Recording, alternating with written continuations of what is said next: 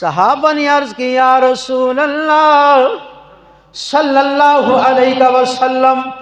سونیا جس بندے دی انی ہمت طاقت نہیں ہے اس بندے نو پیٹ بھر کے کھانا کھلا سکے،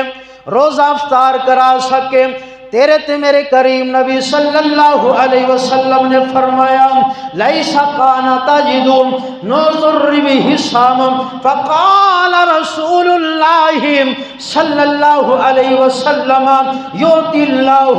ھذا الثواب من فطر صائما۔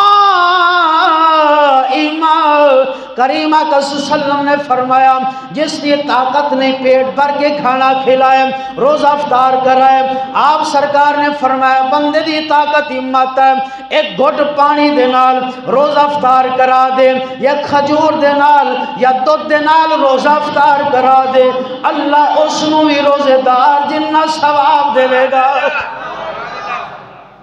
کریمہ کا صلی اللہ علیہ وسلم نے فرمایا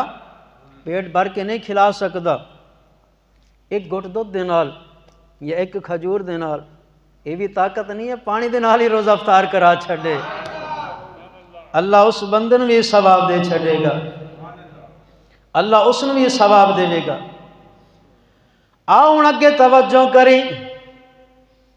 اگے کریم آقا صلی اللہ علیہ وسلم نے کی فرمایا شربت من ماء